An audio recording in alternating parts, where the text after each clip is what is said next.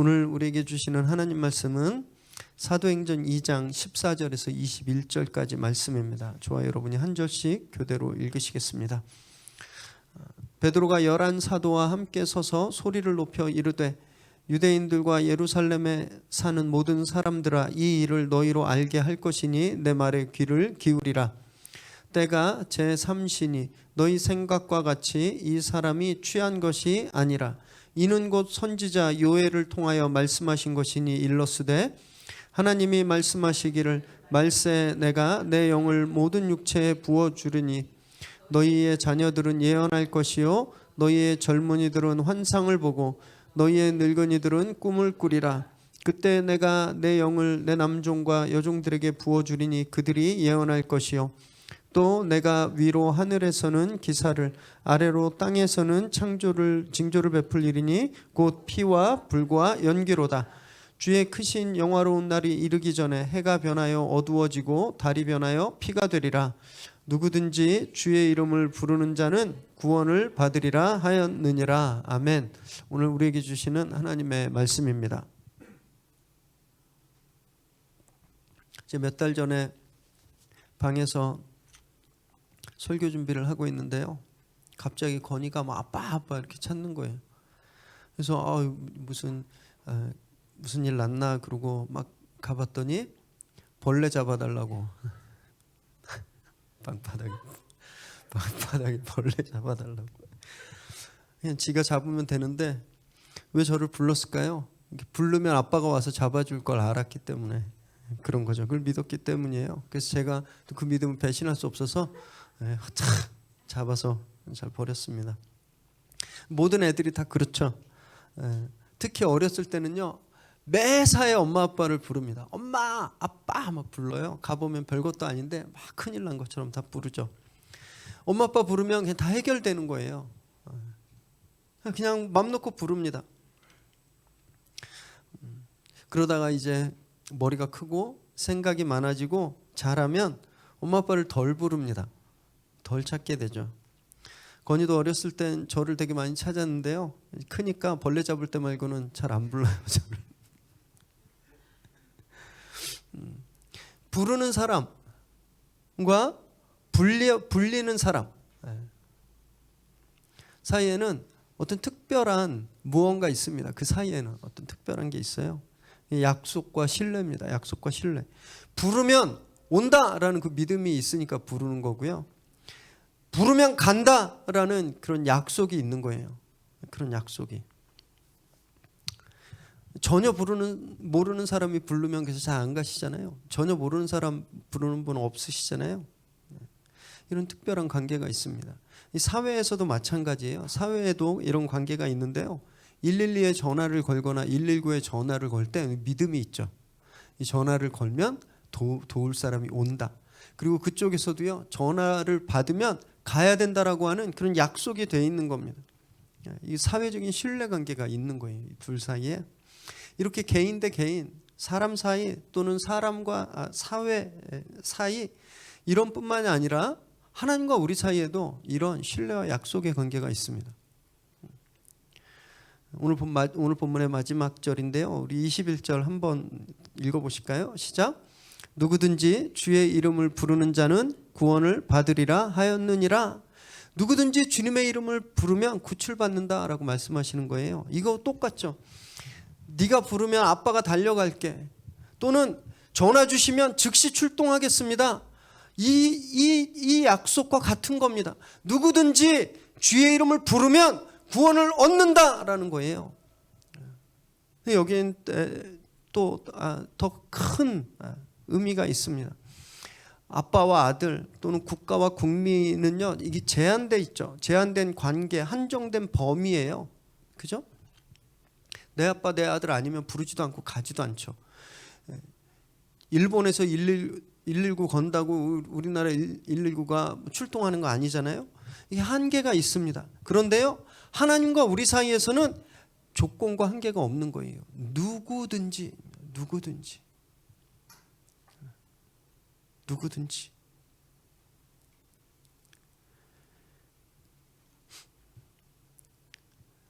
이 엄청난 특권이고 놀라운 선물입니다. 저희 교회가 있는 이 위례 지역의 국회의원분이요, 얼마 전에 제일 큰 당의 원내대표가 되셨거든요. 파워가 막강하시죠. 그런데 만약에 제가 아무 때나 그분한테 전화해서 그분을 부를 수 있다고 하면 생각해 보세요. 이거 엄청난 프리빌리지입니다. 굉장한 특권이에요. 저는 제가 마음대로 전화하고 마음대로 부를 수 있다라는 그 사실 때문에 겁나는 게 별로 없을 겁니다. 그런데 국회의원 정도가 아니라 온 우주를 만드시고 창조하신 온 우주의 주인의 이름을 제가 부를 수 있다는 것, 그리고 그 이름을 부르면 당장 오셔서 도움을 주시고 구출해 줄 수 있다는 건 엄청난 사건입니다. 여러분, 이게 정말 엄청난 거예요. 엄청난 거. 이런 엄청난 일이 성령께서 오시면서 우리에게 일어나 버린 겁니다. 오순절에 120명의 다락방 공동체가 한 마음으로 기도했죠. 그때 성령께서 임하셨습니다. 강한 돌풍이 불어왔고요, 꺼지지 않는 불꽃이 각 사람들 머리에 임했어요. 그러자 이분들이 막 다른 나라 말로 막 복음을 외쳤죠. 이때 명절을 맞아서 아프리카, 유럽, 서아시아, 아라비아 반도 막 한 15개 나라에서 온 사람들이 자기들의 살던 그 지역의 언어를 똑똑히 들을 수 있었습니다. 이런 일이 일어나 버린 거예요. 막 소동이 벌어졌죠. 이게 무슨 일이냐? 저 갈릴리에서 온 저 사람들이 어떻게 우리나라 말을 할 수가 있어? 사람들이 충격에 빠졌습니다. 놀라고 당황했어요. 또 자기 눈앞에서 일어나는 이 사건을, 이 상황을 받아들일 수 없던 사람들은요, 저 사람들이 지금 술 취했구나, 뭔가 우리가 모르는 술 마시고 저런 일이 일어났구나, 이렇게 조롱했습니다.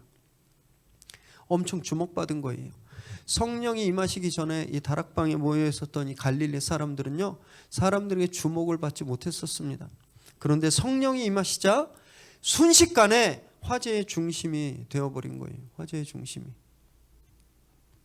성령이 모든 걸 순식간에 바꿔버리셨습니다. 이런 소란함, 이런 막 당황스러움, 막 이 속에 갑자기 베드로가 일어나서 오늘 소리치기 시작했어요. 14절 말씀 읽습니다. 시작.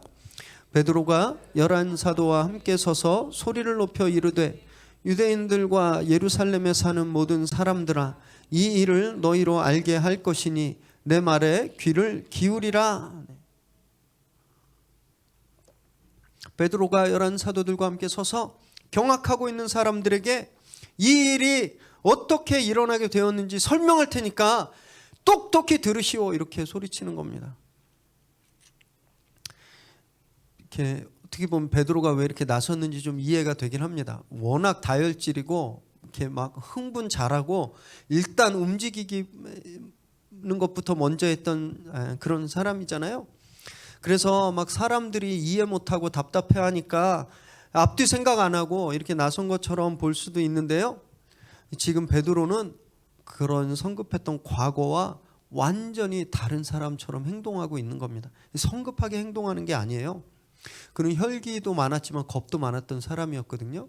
예수님이 잡히셔서 대제사장 뜰에서 신문당하고 계실 때 그 집 여종이 당신 저 사람 제자 아니야? 저 파 아니야? 라고 했을 때 3번이나 도망치면서 예수님을 부인하고 예수님을 저주까지 했던 사람입니다. 겁나서. 그렇게 겁이 많았던 사람이었어요. 게다가 평생 그물질하고 뱃사람으로 살았기 때문에 어떤 수사학이나 웅변을 배워본 적도 없었을 겁니다. 그랬던 그가 지금 사람들 앞에 뭐 화내고 혈기 부리는 게 아니라 수많은 사람들 앞에서 지금 내 말을 들어라, 이렇게 설교를 시작하고 있는 거예요. 설교를. 감정에 사로잡혔던 사람이, 옛날에는 감정에 사로잡혀서 무슨 일만 나면 감정이 앞서서 몸이 먼저 움직였던 사람이 이제는요, 내 말을 들어라 하고 말하는 겁니다. 말씀에 사로잡혀 말씀을 증거하고 있는 거예요. 그를 이렇게 대담한 말씀의 사람으로 바꾼 것이 성령 사건이었습니다. 성령이 지금 베드로에게 사람들 앞에 설 수 있는 담대함과 말씀의 능력을 주신 거예요. 이것이 바로 주님께서 너희가 성령이 임하면 능력을 받고, 그 능력입니다. 사람은요 감정의 동물이라고 합니다. 우리 이성의 동물인 줄 알지만 심리학자들이 또 통계학자들이 보면 사람들은 자신들의 초이스, 결정이나 행동을 90% 이상 감정에 의해서 내린다고 해요. 그래서 우린 감정의 동물이라는 겁니다.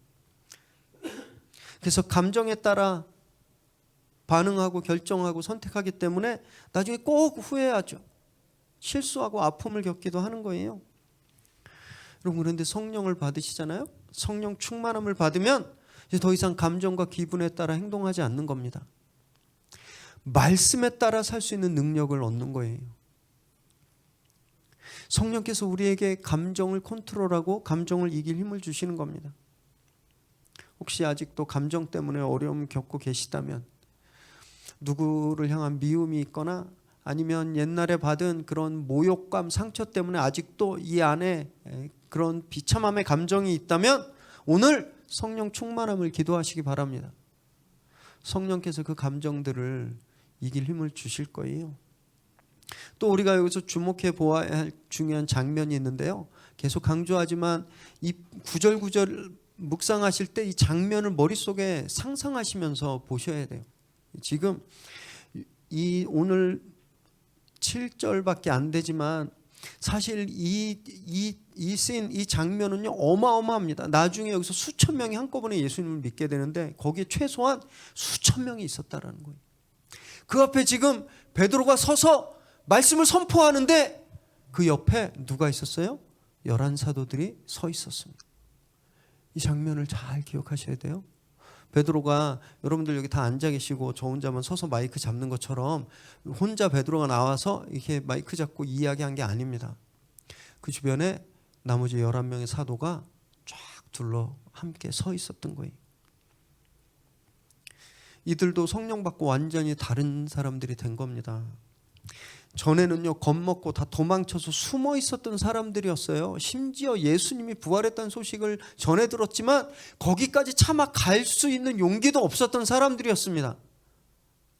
그런데 그들이 지금 당당히 말씀을 선포하는 베드로 옆에 함께 서 있는 거예요. 이 장면을 상상해 보세요. 베드로가 설교를 시작하면서 얼마나 든든했겠습니까?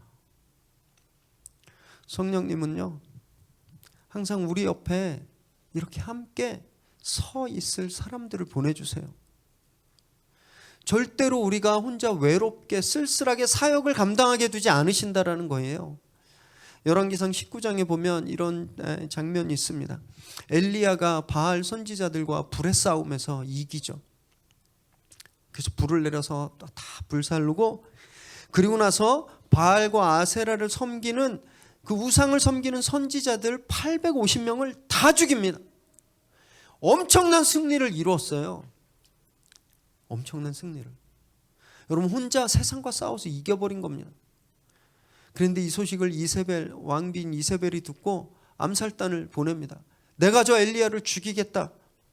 그랬더니 엘리야가 도망가요. 도망가서 호렙산에 있는 굴에 숨습니다. 그리고 하나님께 신세 한탄을 하는 거예요. 하나님, 제가 큰 승리를 하면 뭐합니까? 제가 그렇게 바알과 싸워 이기고 바알의 선지자들을 다 죽였는데 그게 무슨 소용입니까? 저 이렇게 혼자 쓸쓸하게 죽을 것 같은데.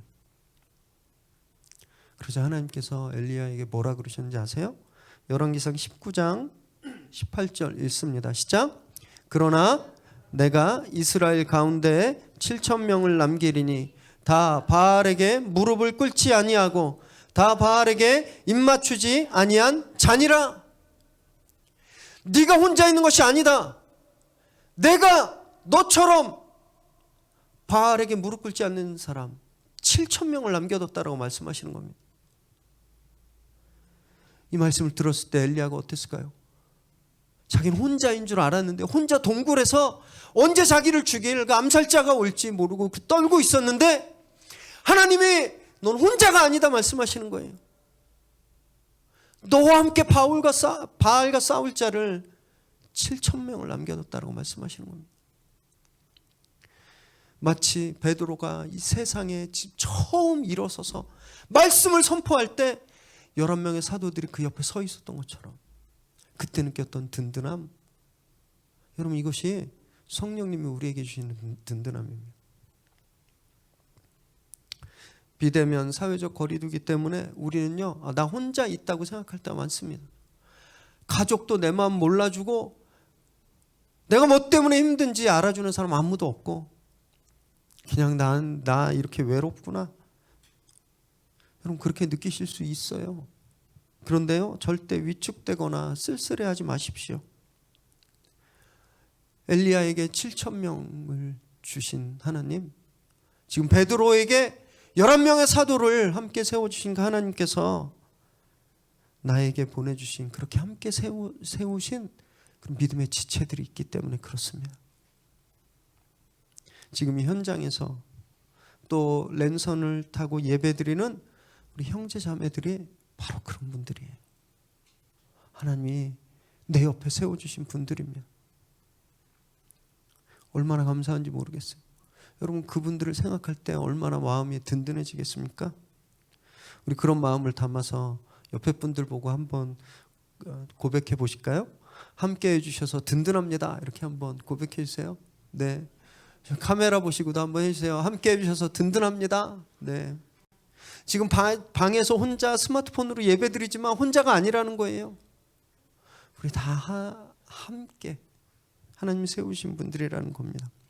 앞으로도 정말 계속 우리가 서로에게 그렇게 성령께서 세워주신 그 든든한 동역자들이 되시기를 주님의 이름으로 축원합니다.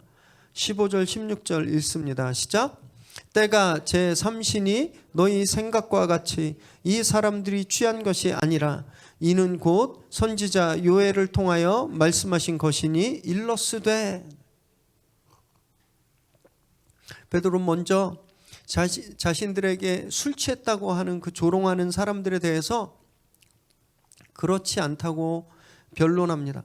지금이 몇 시인데 그런 말을 하십니까? 지금 아침 9시예요. 9시.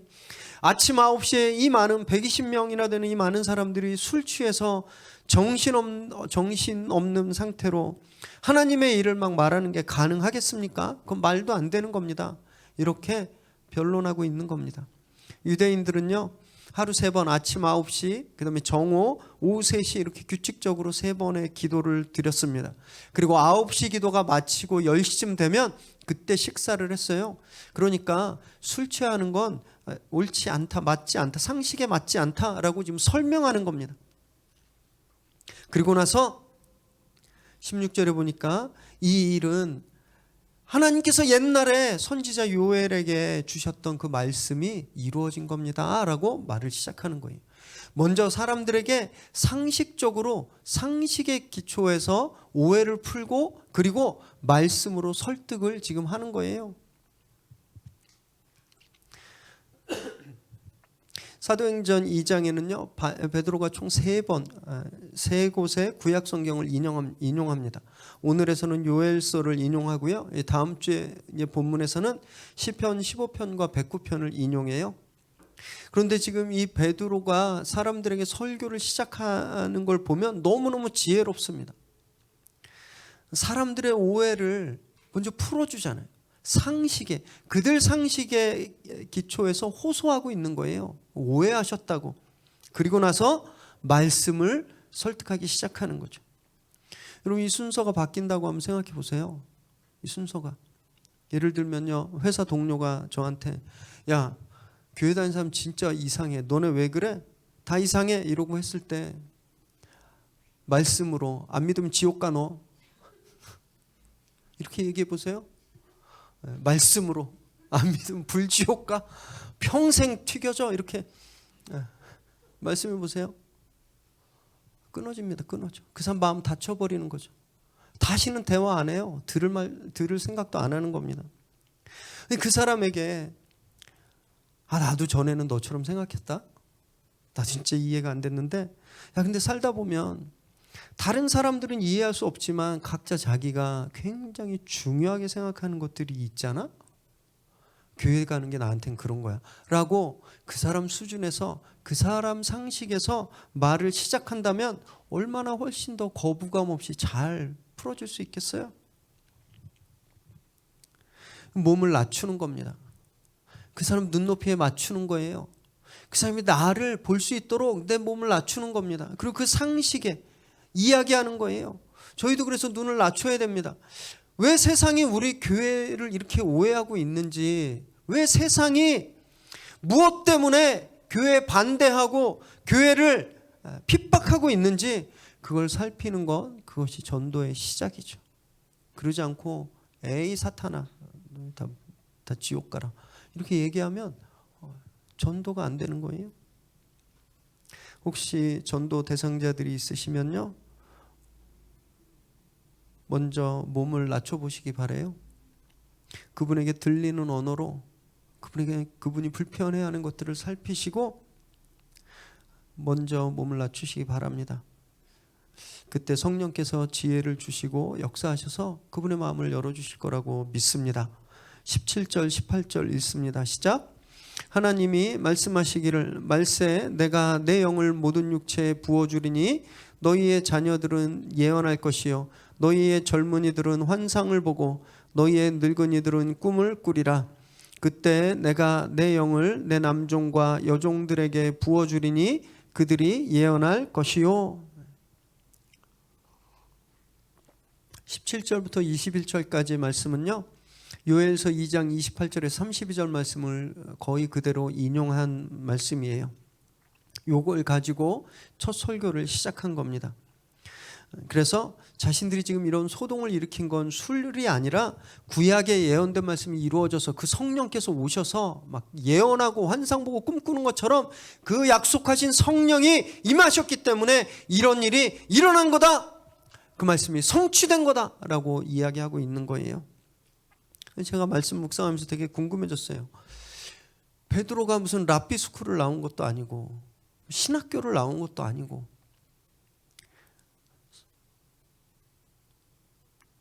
복음서에 보면 예수님이 말씀하실 때 맨날 혼자 오버하고 오해했는데, 아니 어떻게 이 본문을 딱 맞는 구절을 구약에서 탁 가지고 와서 머뭇거림 없이 뽑아서 설교할 수 있었을까라는 게 제 궁금증이었습니다. 이것도 역시 성령께서 하신 일이에요. 요한복음 14장 26절 읽습니다. 시작.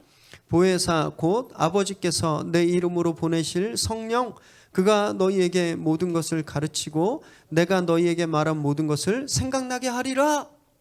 성령, 예수님 말씀하셨습니다. 그 성령이 오시면 모든 것을 가르치고 내가 너희에게 말한 것이 생각나게 하리라 하셨어요. 성령께서 베드로에게 이 타이밍에, 정확한 타이밍에 정확한 본문을 생각나게 하신 겁니다. 성령께서 하신 거예요. 그렇다고 오해하시면 안 돼요. 아, 성경 안 읽어도 되는구나. 그냥 성령님만 오면 성경 안 읽어도 막 팍팍 떠오르는구나. 착각하시면 안 됩니다. 생각나다라는 게 무슨 뜻인가요? 배웠던 게 기억나는 겁니다. 생각은요, 경험했던 게 기억나는 거예요. 그래서 말씀을 안 읽어도 되는 게 아니라 말씀을 더 읽고 묵상해야 되는 겁니다.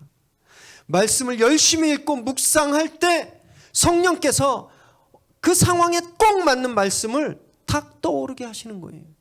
여러분, 그때 말씀의 능력이 나오는 겁니다. 그리고 성령님은요, 단지 이 말씀을 생각나게 하실 뿐만이 아니라 말씀을 새롭게 해석하기도 하세요. 베드로는요, 요엘서에 나오는 원문 그대로 인용하지 않았습니다. 여기에 추가했고 수정도 했어요. 요엘서 2장 28절 한번 읽으실까요? 시작. 그 후에 내가 내 영을 만민에게 부어주리니 너희 자녀들이 장래일을 말할 것이며 너희 늙은이는 꿈을 꾸며 너희 젊은이는 이상을 볼 것이며. 요엘에서는요, 그 후에라는 말로 시작합니다. 요엘서에선. 근데 베드로는요, 이 앞에 하나님이 말씀하시되라는 말을 추가했어요. 그리고 그 후에라는 말을 말세로 바꿨습니다. 단지 구약에 그 성경에 쓰여 있는 그대로 가져온 것이 아니라 그 말씀에 성령이 주시는 해석으로 적용한 거예요. 요 구절뿐만이 아니에요. 18절에 보면은요, 예언할 것이다 라고 되어 있는데 이것도 추가했습니다. 요엘서에는 종들과 여종들과 남종들이 예언한다는 말이 없어요. 베드로가 여기서 추가한 거예요. 그리고 21절에 보면요, 요엘서에서는 여호와의 이름을 부르는 자는이라고 되어 있는데 베드로가 여기서 여호와를 주로 바꿨습니다. 주의 이름으로 바꿨어요. 예수님으로 바꾼 거예요, 여호와를. 이건 진짜 작은 일이 절대 아닙니다. 이거 엄청 심각한 일이에요. 당시 유대인들은요, 성경에 1점 하나도 어긋나면 안 됐거든요. 그런데 점이 아니라 여호와를 예수로 바꿔버린 거예요. 이거는 신성모독입니다. 신성모독. 당장 진짜 돌 맞아 죽을 일이에요. 그렇지만 이 해석은요, 온전한 완벽한 해석이었어요. 유대인들은 마지막 때 메시아가 오신다고 믿었거든요. 그래서 메시아가 오실 것만 기다리고 있었어요. 그 메시아가 오셨잖아요. 예수 그리스도께서 오셨으니까 이제 말세가 시작된 겁니다. 그래서 그 후회를 말세로 바꾼 거예요. 그리고 성령을 보내주셔서 비전과 꿈을 주셨으니까 이 표현이 정확히 맞는 거죠. 그래서 성경을 묵상하시고 적용하실 때 여러분 진짜 위험한 건 컨트롤 C, 컨트롤 V입니다.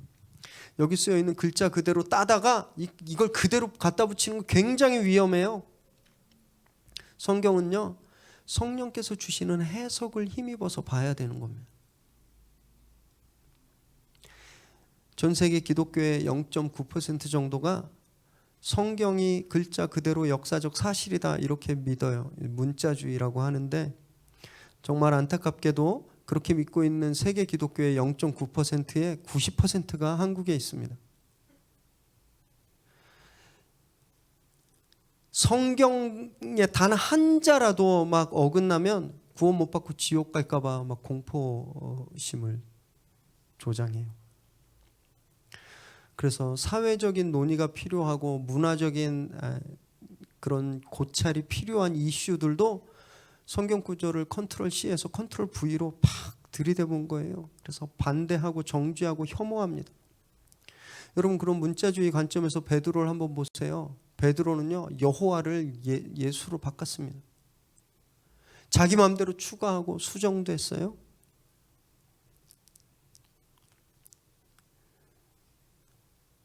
베드로가 성령으로 해석하고 있는 건 여러분 이것이 성경을 우리가 해석하고 묵상하는 방법이어야 되는 거예요.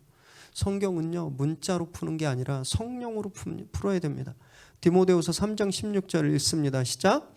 모든 성경은 하나님의 감동으로 된 것으로 교훈과 책망과 바르게 함과 의로 교육하기에 유익하니, 모든 성경은 역사적인 사실을 글자 그대로 적은 것이라고 안 돼 있어요. 하나님의 감동으로 된 것이라고 되어 있습니다. 감동으로 된 책은 뭘로 봐야 되죠? 감동으로 봐야 되는 거예요.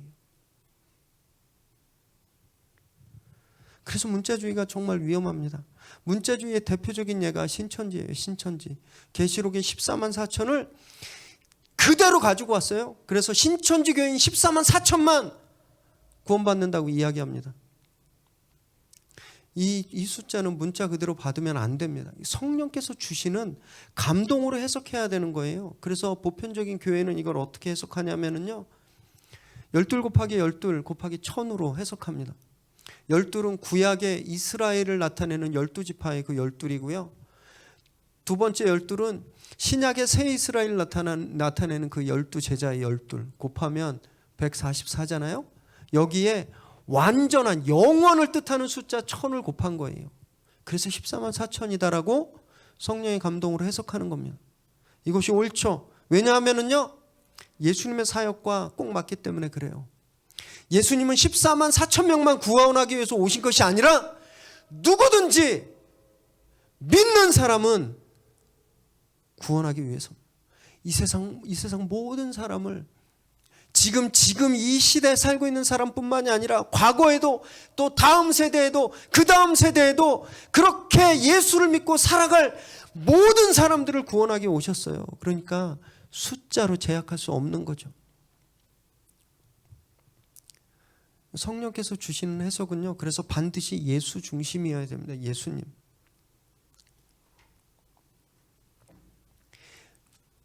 설교를 처음 공부할 때 뭐라 그래야 되나요? 반드시 지켜야 될 어떤 불문율이 있습니다. 모든 구절에서 예수를 말하게 하라. 이게 불문율이에요. 왜냐하면 성경의 모든 구절은 예수님을 뜻하기 때문에 그렇습니다.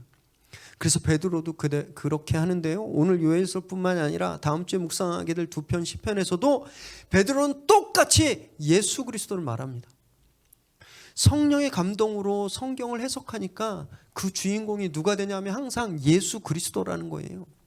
그러지 않을 수도 있었습니다. 여러분 신기하죠? 나 한 번도 헬라어, 라틴어 배워본 적도 없는데 들어보실래요? 여러분 우리 공동체 오면 이렇게 할 수 있어요. 줄 서세요. 헌금 많이 하면 이렇게 할 수 있어요. 여러분 얼마든지 자기가 지금 겪고 있는 이 신비한 일을 자랑할 수도 있었어요. 베드로는 그러지 않습니다. 예수님만 이야기했어요. 여러분 이것이 성령이 우리에게 주는 해석이에요. 그래서요, 다른 말로 말하면요, 설교를 들으실 때나 아니면 성경 공부를 하실 때나 우린 그게 진짜 올바른지 아닌지 검증할 수 있다는 겁니다. 예수 그리스도로. 이 설교가 예수 그리스도를 이야기하는지, 지금 이 강의가 예수 그리스도를 이야기하는지 아니면 다른 것을 이야기하는지 보면 알 수 있다는 거예요.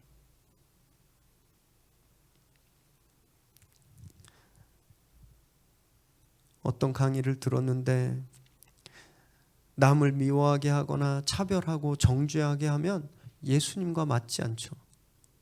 예수님은요, 희생하시고 품으시고 사랑하고 용서하셨거든요. 그러면 이건 성령께서 주시는 해석이 아닌 거구나라고 알 수 있는 겁니다. 저거 너무 두려워요.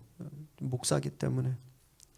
저도 일주일에 최소한 화수목금토 한 7번은 한 7-8번은 설교를 하게 되는데요. 저 같은 목사들이 정말 수도 없이 설교를 쏟아내고 있습니다. 특히 이제 온라인 설교, 실시간 설교, 유튜브 방송 이 필수가 됐기 때문에 엄청난 설교들이 막 쏟아져 나오고 있어요. 그걸 보실 때 무턱대고 아멘하지 마시고 반드시 검수해 보셔야 됩니다. 반드시 예수 그리스도를 증거하고 있는지 아니면 다른 것을 증거하고 있는지 반드시 검증해 보셔야 되는 거예요. 성경은요, 마지막 때에 거짓 교사들이 횡행하고 교회를 혼란스럽게 한다고 말씀하고 있습니다. 특히 지나친 신비주의는 그래서 굉장히 조심해야 돼요. 신비주의의 특징이 뭐냐면요, 하나님이 나한테 말씀하셨다, 하나님 환상 보여주셨다 라고 말하는 겁니다. 그러면서 성경에 없는 이야기를 하는 곳엔 절대 가시면 안 됩니다.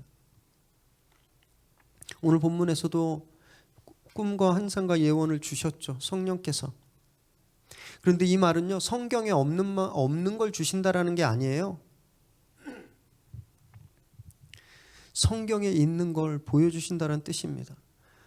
구약시대엔요, 하나님이 종종 새로운 사실들, 새로운 메시지를 꿈과 환상을 통해서 선지자들에게 주셨습니다. 그런데 예수님이 오신 후로 그러실 필요가 없어졌어요. 이제 완전한 말씀 그 자체가 오셨잖아요. 그러니까 더 이상 뭘 새로운 게 없는 거예요. 완성품이 왔어요. 더 이상 그림자가 필요 없어진 겁니다. 그래서 더 이상 하나님은요, 이 꿈과 환상을 통해서 우리한테 어떤 새로운 것을 주실 이유가 없으신 거예요.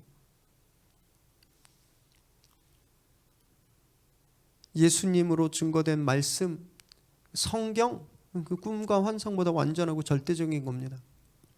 그래서 늘 말씀으로 판단하셔야 돼요. 말씀으로. 예언한다고 하면서 공포심을 주는 것 되게 위험합니다.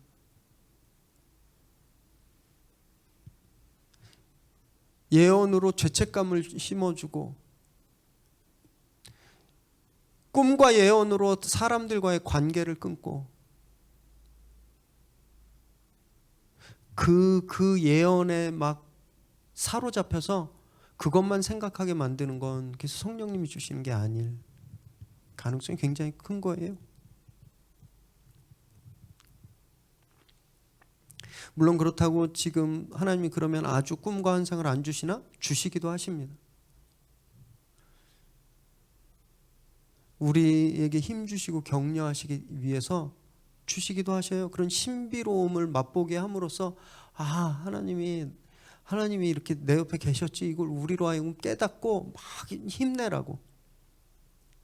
그러나 그 경우에도요, 절대로 말씀을 초월하거나 없는 말씀, 성경에 없는 다른 메시지를 절대 주지 않으신다라는 겁니다.